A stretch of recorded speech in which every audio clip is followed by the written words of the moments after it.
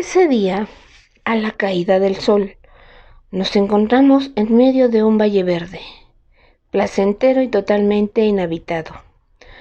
Ahí no se veía ni una aldea o posada, ni siquiera un refugio hecho por la mano del hombre.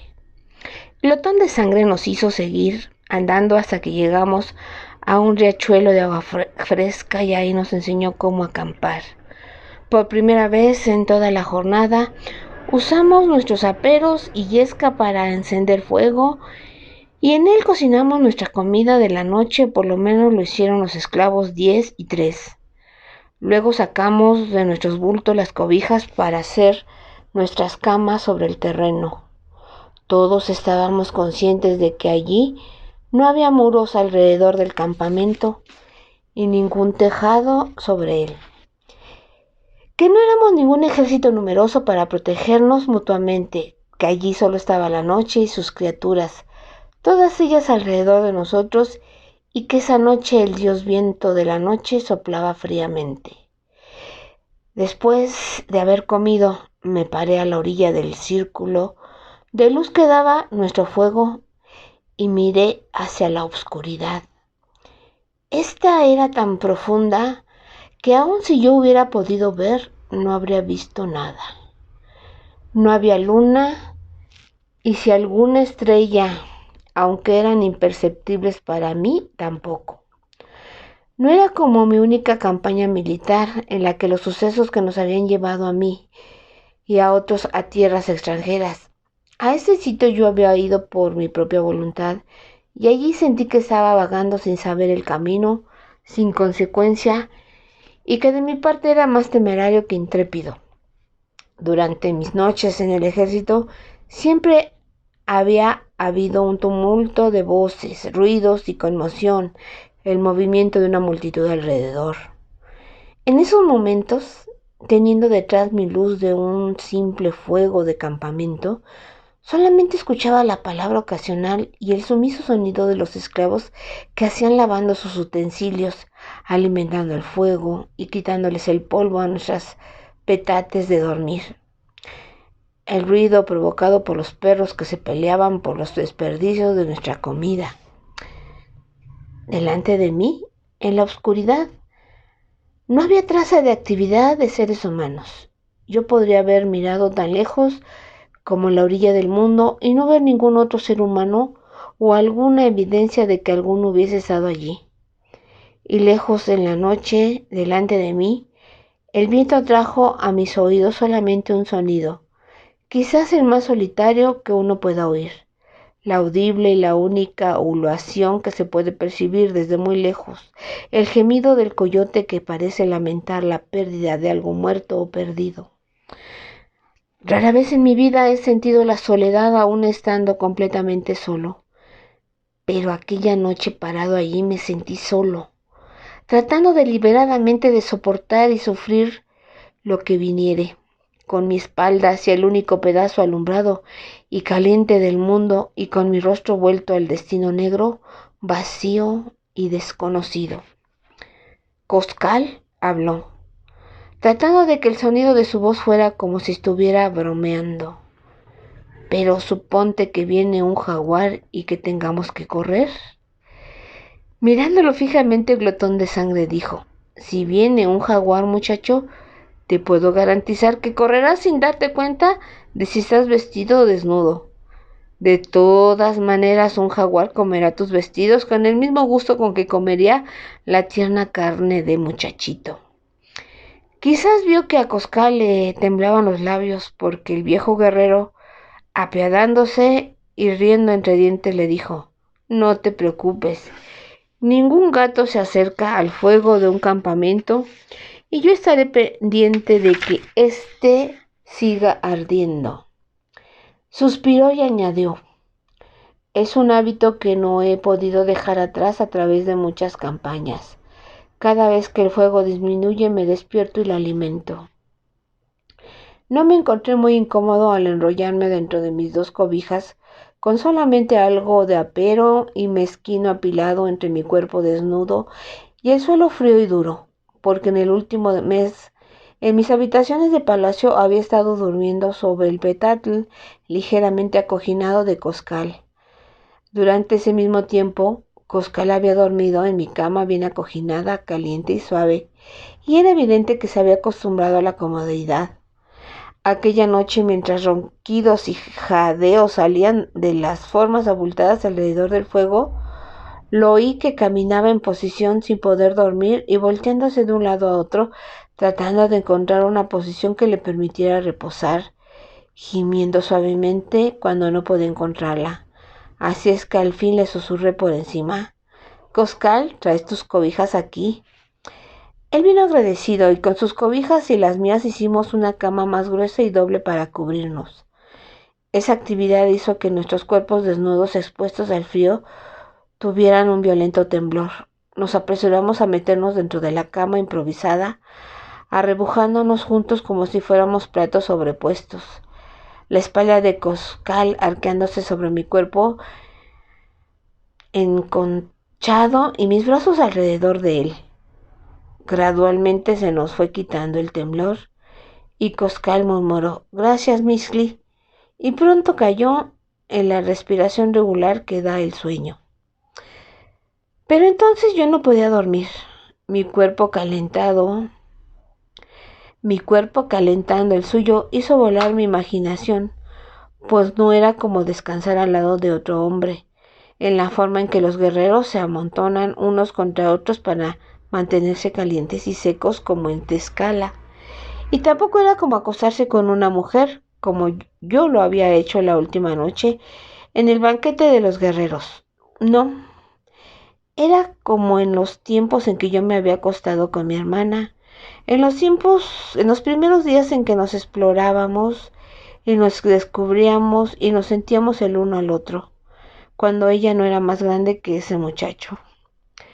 Yo había crecido mucho desde entonces en muchos sentidos, pero el cuerpo de Coscal, tan pequeño y suave, me recordaba lo que había sentido con Tsitsi cuando se presionaba contra mí, en aquellos tiempos en que ella era todavía una niña. Mi tepuli creció y empezó a empujarse hacia arriba contra las nalgas del muchacho. Severamente tuve que recordarme a mí mismo que aquel era un muchacho y de la mitad de mi edad. Sin embargo, mis manos también recordaron a Tsitsi y sin mi consentimiento se movieron reminiscentes a lo largo del cuerpo del muchacho. Los contornos todavía no musculosos y angulares tan parecidos a los de una joven. La piel todavía no encallecida, la leve cintura y el regordete abdomen infantil, la suave división de las caderas, las piernas delgadas. Y allí, en medio de las piernas, no había la protuberancia esponjosa o dura de las partes masculinas, sino algo liso, invitando hacia adentro.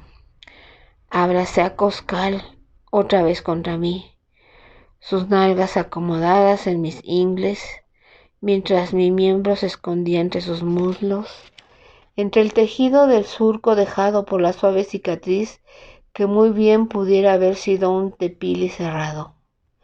Para entonces ya estaba demasiado excitado para poder contenerme de lo que hice después.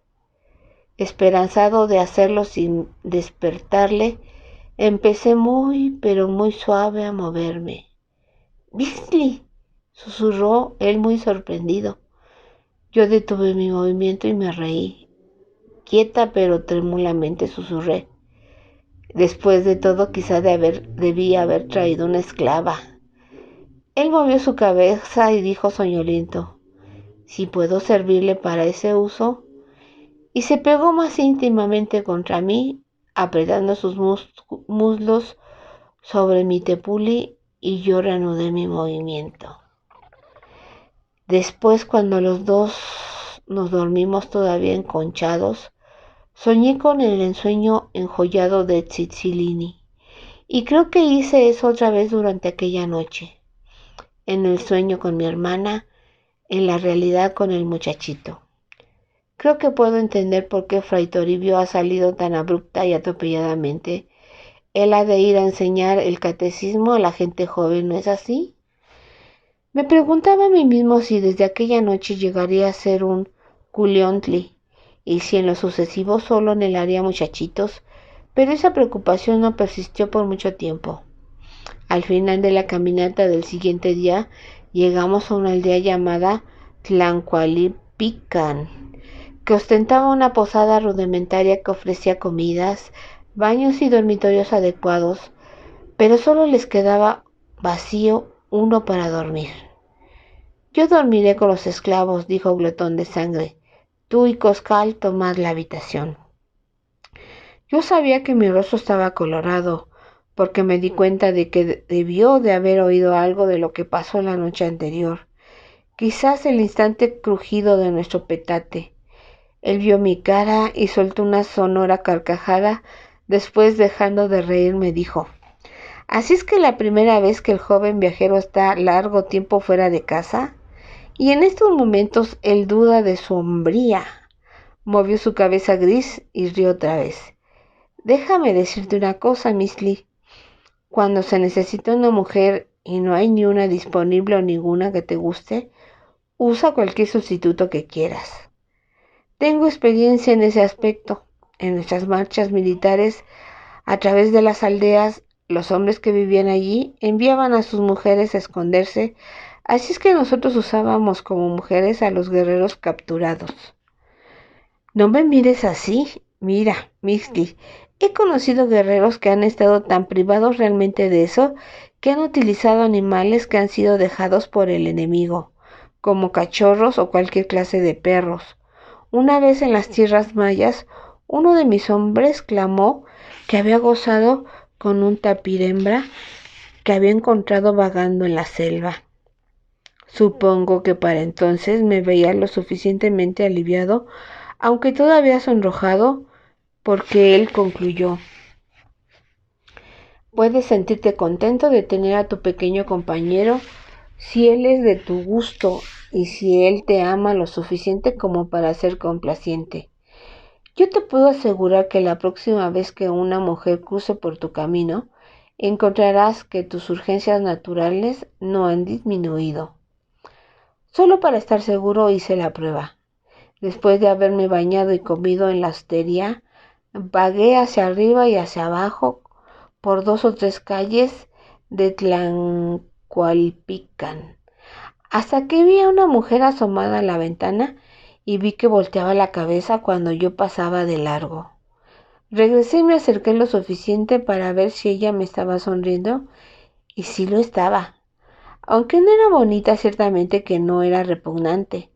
No mostraba las señales que deja la enfermedad Nanawa. No tenía salpullido en su rostro, su cabello era abundante y no ralo. No tenía la boca llagada, ni ninguna otra parte de su cuerpo, según pude verificar pronto. Llevaba conmigo para ese propósito un pendiente barato de jade. Se lo di y ella me ayudó a saltar por la ventana, ya que su esposo estaba en la otra habitación durmiendo la mona, completamente borracho. Y así nos dimos cada uno más de una medida generosa de placer. Regresé a la hostería seguro de 2 cosas. Una, que no había perdido ninguna de mis capacidades, ni la de desear a una mujer, ni la de saber darle placer. Y la otra, de que en mi estimación una mujer capaz e indulgente estaba mucho mejor equipada para el Aguilnemilitzi que el más bello e irresistible muchacho. Oh, Coscal y yo muchas veces dormimos juntos después de aquella primera vez. Siempre que nos encontrábamos en una posada en donde las habitaciones eran limitadas, o cuando acampábamos al aire libre y nos juntábamos para darnos mutua comodidad. Sin embargo, las veces subsecuentes que lo utilicé sexualmente fueron muy infrecuentes. Lo hice solo en aquellas ocasiones cuando, como dijo Glotón de Sangre, verdaderamente tenía urgencia de ese servicio y no había ninguna mujer o pareja preferible. Coscal ideó varias formas de hacer el acto conmigo, probablemente porque su pasiva participación hubiera venido a ser aburrida para él. De esos actos no hablaré, y de todas formas las ocasiones finalmente cesaron, pero él y yo nunca dejamos de ser amigos íntimos durante los días de su vida hasta que él decidió dejar de vivir. La estación seca era buena para viajar, con días cálidos y noches despejadas. Si bien cuanto más nos aproximábamos hacia el sur, las noches se hacían lo suficientemente cálidas como para dormir a la intemperie sin cobijas, y los mediodías eran tan calurosos que hubiéramos deseado andar sin ropa y dejar todo lo que cargábamos. Aquellas tierras que cruzamos eran muy hermosas. Algunas mañanas nos despertábamos en un campo de flores en las cuales las gotas de rocío del amanecer todavía brillaban. Un campo de joyas relucientes que se extendía hasta el horizonte en todas direcciones. Había flores profusas, variedades y colores, o solo de una misma clase. Algunas veces había esas flores altas y amarillas, grandes y esponjosas, que siempre vuelven sus carolas hacia el sol. Conforme la alborada daba paso al día, nos movíamos a través de cualquier clase de terreno imaginable. Algunas veces era una floresta tan lujuriosamente cubierta de frondosas hojas y crecida maleza que nos intimidaba, cuyo suelo estaba tapizado de suave hierba y en donde los troncos de los árboles estaban espaciados tan primorosamente como si un maestro jardinero los hubiese plantado en el jardín de un noble. O atravesábamos por un mar frío los helechos emplumados, o invisibles unos de otros, atravesábamos pasando por grupos de cañas doradas y verdes o de una maleza verde y plateada que crecía más alta que nuestras cabezas. Ocasionalmente teníamos que escalar alguna montaña y desde su cumbre se podían ver a lo lejos otras montañas, disminuidos sus colores por la distancia, que iban desde el verde claro hasta el azul paloma. Sin importar quién fuera el hombre que encabezaba nuestra marcha, éste siempre se espantaba por los signos de vida, repentinos e insospechados, que existían alrededor de nosotros. Un conejo podía estar agazapado como una piedra sin movimiento hasta que nuestro guía casi lo pisaba y entonces, rompiendo su inmovilidad, huía lejos. O el hombre que guiaba podía alterarse similarmente con un chachalacatli o faisán que volando en un silbante vuelo casi rozaba su rostro. O podía verse afectado por una bandada de codornices o palomas, o por un pájaro correcaminos que se alejaba lejos sobre sus patas con largo paso peculiar.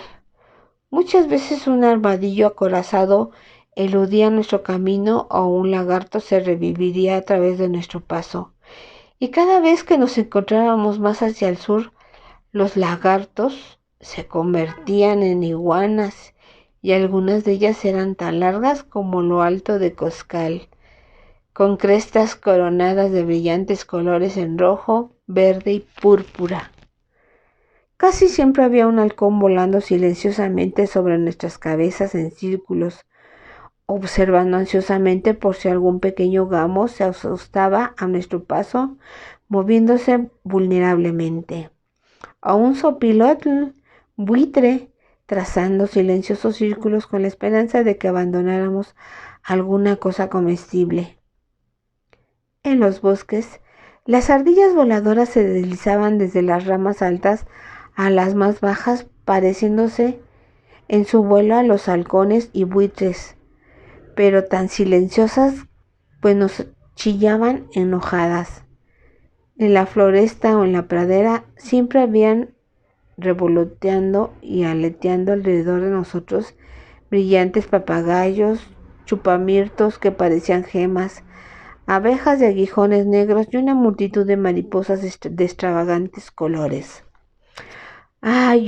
Siempre había color por todas partes, y los mediodías eran los que tenían más colorido, ya que llameaban como cofres llenos de tesoros que eran abiertos otra vez, llenos de cada piedra y cada metal, apreciado tanto por los dioses como por los hombres.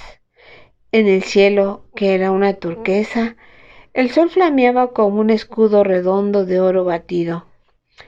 Su luz brillaba sobre las peñas y rocas y guijarros ordinarios, transformándolos en topacios o jacintos o en ópalos a los que nosotros llamábamos piedras luciérnagas o en plata, o en amatistas, o en tezcatl, la piedra espejo, o en perlas, las cuales no son en realidad piedras sino corazones de las ostras, o en ámbar, que tampoco es una piedra sino espuma sólida. Todo el verdor que nos rodeaba se convertía en esmeraldas, glauconita y jade. Si estábamos en la floresta en donde la luz del sol abigarraba el follaje en esmeralda, nosotros caminábamos inconscientemente con cuidado y delicadeza para no hollar los preciosos discos, platos, fuentes dorados, sembrados bajo nuestros pies. En el crepúsculo todos los colores empezaban a perder su brillo. Los colores calientes se enfriaban, aún los rojos y los amarillos se suavizaban hasta tornarse en un color azul y luego púrpura y finalmente gris. Al mismo tiempo una neblina opaca empezaba a levantarse y salir de las grietas y cavidades de la tierra alrededor de nosotros hasta que sus vahos se juntaban como formando una cobija por la que teníamos que caminar, afanándonos en patear sus pelusas y penachos. Los murciélagos y los pájaros nocturnos empezaban a volar como dardos alrededor, atrapando insectos invisibles en su vuelo y arreglándoselas mágicamente para no chocar nunca con nosotros o con ninguna de las ramas de los árboles, o chocar unos contra otros. Muchas veces nos envolvió la oscuridad completa cuando todavía estábamos admirando la belleza del campo, aunque ya no pudiera verla. Muchas noches dormimos inhalando el fuerte perfume de esas flores cuyas corolas parecen lunas blancas que solamente en la noche abren sus pétalos y lanzan al aire sus dulces suspiros. Si la caída de la noche coincidía con nuestra llegada a una comunidad de los Tianú, pasábamos la noche bajo techo y con muros que podrían ser de ladrillo o de barro, o de madera en los lugares más poblados, o simplemente de cañas y paja en los más pequeños. Podíamos comprar comida decente y algunas veces escoger las golosinas peculiares de la vecindad y cualquier mujer para cocinar y servirnos. También se podía comprar agua caliente para bañarnos, incluso en algunas ocasiones alquilar una casita de vapor de alguna familia en donde existiera una. En las comunidades lo suficientemente grandes y por un pago insignificante, Glotón de Sangre y yo, usualmente podíamos encontrar una mujer para cada uno y también algunas veces podíamos conseguir una esclava para ser compartida entre nuestros hombres. Sin embargo, muchas noches la oscuridad nos cogió en alguna tierra desierta entre los lugares poblados. Aunque para entonces ya todos nos habíamos acostumbrado a dormir en el suelo y a no temer a la oscuridad que nos rodeaba, aquellas noches eran por supuesto menos agradables. Nuestra cena solo consistía en frijoles, atole espeso y agua para beber. Pero si bien esto no era realmente una privación, en cambio sí lo era la falta de baño. Yéndonos todos a dormir costrudos por la suciedad del día y escocidos por las picaduras de los insectos. No obstante, a veces tenemos la suficiente suerte como para poder acampar junto a un arroyo o un estanque de agua, en donde por lo menos podemos tomar un baño de agua fría. Y otras veces también nuestra comida incluía la carne de algún animal salvaje cazado, por supuesto por Glotón de Sangre. A Coscal le había dado por cargar el arco y las flechas de Glotón de Sangre y ocasionalmente disparaba contra los árboles o cactus a lo largo del camino hasta que llegó a utilizarlos con cierta habilidad. Como tenía la tendencia infantil de disparar sobre cualquier cosa que se moviera, generalmente traía criaturas que eran demasiado pequeñas para poder alimentarnos a todos, un conejo o una ardilla terrestre o cosas por el estilo. Pero una vez nos hizo correr a todos en todas direcciones cuando hirió a un epatl, zorrillo rayado blanco parduzco, con las consecuencias que ya pueden ustedes imaginarse. Sin embargo, un día explorando por delante del grupo encontró a un venado que estaba descansando y le lanzó una flecha y corrió detrás de la bestia hasta que ésta se bamboleó, cayó y murió. Él lo estaba descuartizando torpemente con su pequeño cuchillo de obsidiana cuando lo encontramos y Glotón de Sangre dijo: «Ni te tome la molestia, muchacho. Déjalo para el festín de los coyotes y buitres. Mira, has agujerado los intestinos, así es que todo lo que contenían sus tripas se ha regado dentro de la cavidad de su cuerpo y toda la comida estará completamente infectada». Coscal miró al alicaído, pero asintió cuando el viejo guerrero le enseñó: «Cualquiera que sea el animal, trata de dar en el blanco aquí o aquí, en el corazón o en los pulmones. Eso hará que le des una muerte más piadosa y nos producirá mayor comida». El muchacho aprendió la lección y algunas veces nos brindó un buen manjar con la carne del venado que él había matado limpia y adecuadamente. En cada parada que hacíamos en la noche, ya sea en una aldea o en la selva, yo dejaba que Glotón de Sangre, Coscal y los esclavos hicieran el campamento o los arreglos necesarios para hospedarnos. Lo primero que hacía era sacar mis pinturas y papel de corteza y sentarme a anotar el curso de ese día. Un mapa de la ruta haciéndolo lo más perfecto que podía, señalando los límites, la naturaleza del terreno y cosas parecidas, además de una descripción de cualquier paisaje extraordinario que hubiéramos visto o de cualquier otro suceso notorio que nos hubiera ocurrido. Si no me alcanzaba el tiempo para hacer eso antes de que faltara totalmente la luz, lo terminaba temprano a la mañana siguiente mientras los demás levantaban el campamento. Siempre procuraba asentar la crónica lo más pronto posible, mientras todavía podía recordar cada cosa pertinente. El hecho fue que, en esos años de juventud, esa práctica hizo que mi memoria se ejercitara tan asiduamente que vengo a caer en la cuenta de que ahora, en mis años débiles, todavía puedo recordar muchas cosas con claridad, incluyendo un número de ellas que podría desear que desaparecieran o se oscurecieran. En aquella jornada, como en las siguientes, aumenté mis conocimientos de palabras. Me esforzaba en aprender nuevas palabras de las tierras por las que íbamos viajando y el modo en que esas se unían para juntarse como su gente las hablaba. Como ya he dicho, mi náhuatl nativo era el lenguaje común en las rutas comerciales y en casi todas las pequeñas aldeas los pocheca mexica podrían encontrar a alguien que lo hablara adecuadamente. Muchos mercaderes que viajaban se sentían satisfechos de encontrar a esos intérpretes y hacer todos sus tratos por medio de ellos. Probablemente nadie podría decir cuántas lenguas diferentes se hablaban fuera de las tierras de la Triple Alianza, pero un simple tratante en su carrera podía llegar a traficar con personas que hablaban cada una de ellas.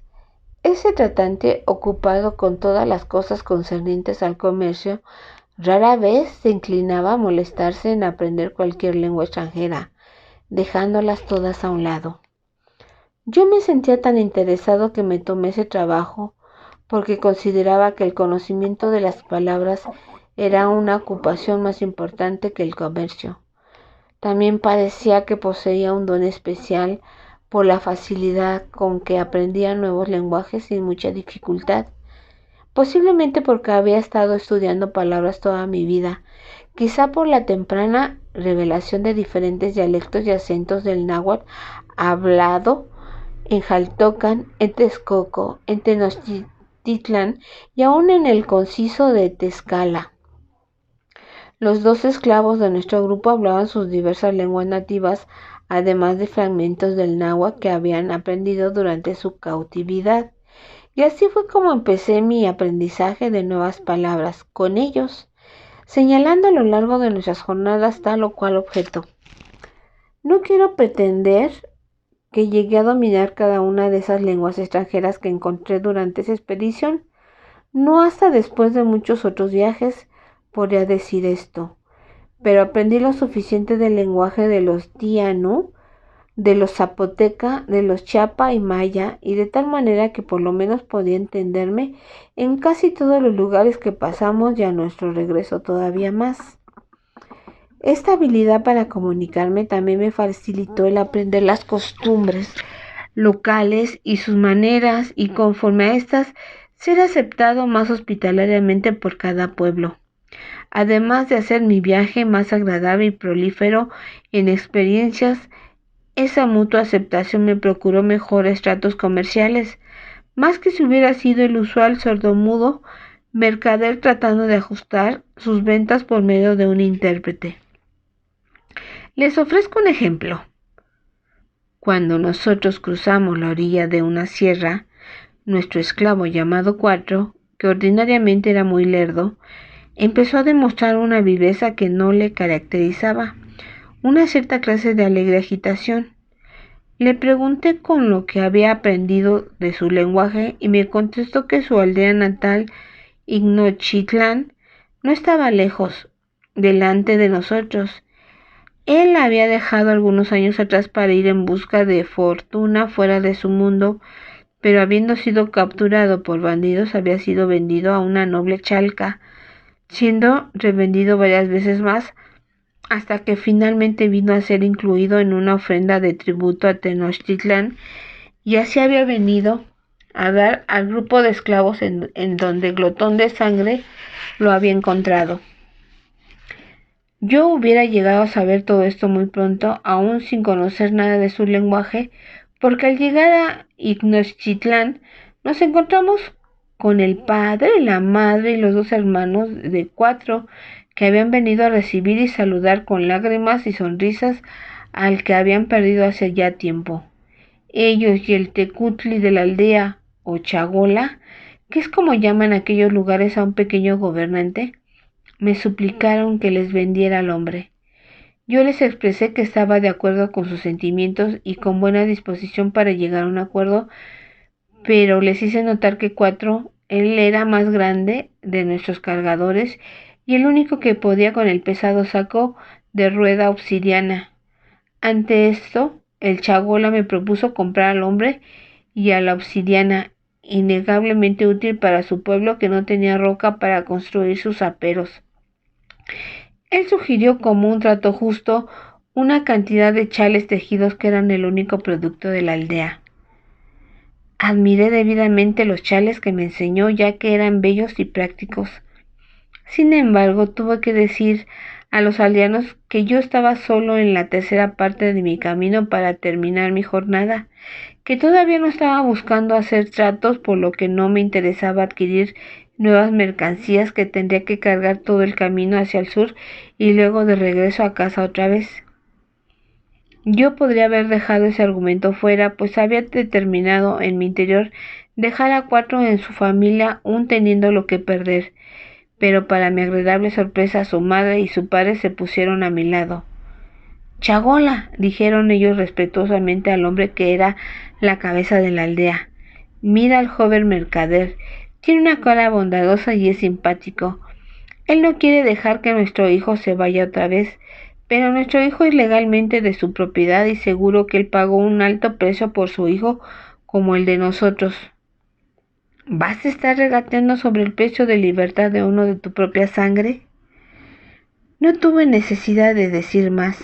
Simplemente me quedé allí mirando bondadosa y simpáticamente mientras la familia vociferante de Cuatro hacía que su líder reconociera su mezquino ajuste de precio.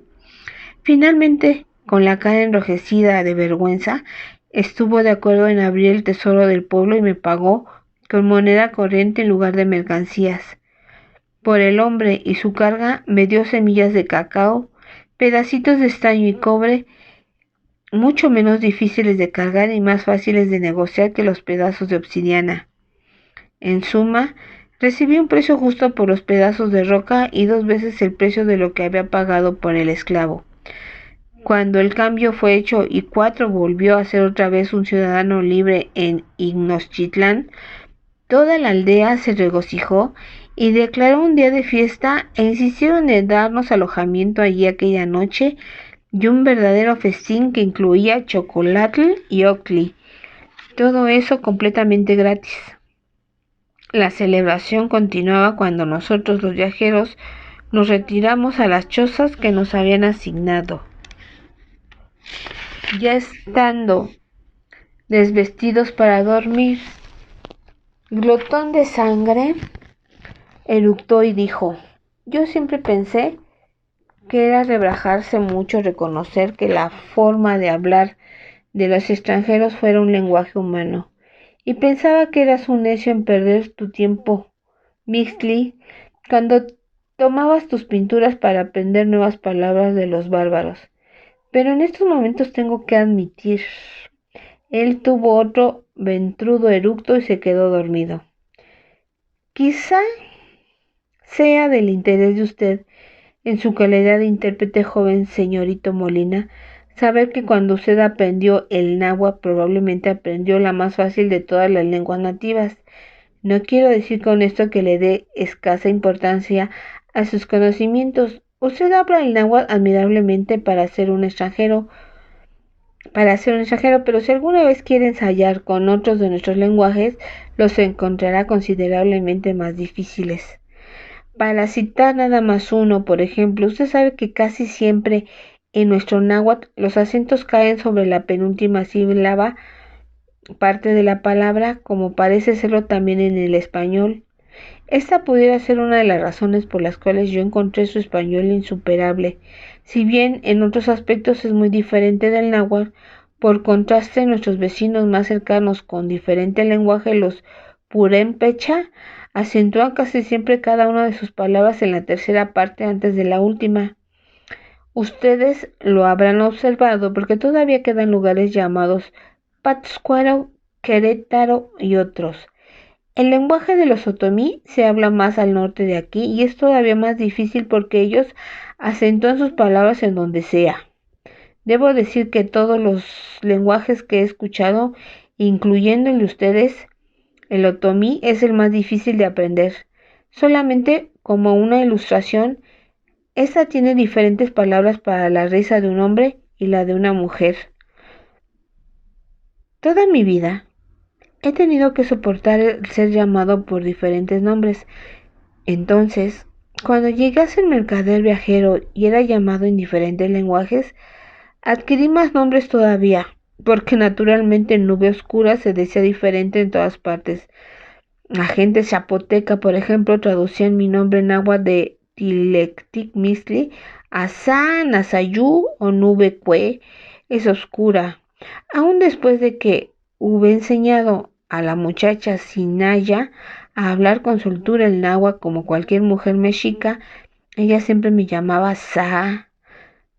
Podía con facilidad pronunciar la palabra Mixli, pero invariablemente me llamaba Sa y hacía de su sonido un encarecimiento que, viniendo de sus labios, era el nombre que más me gustaba de todos los que siempre he llevado.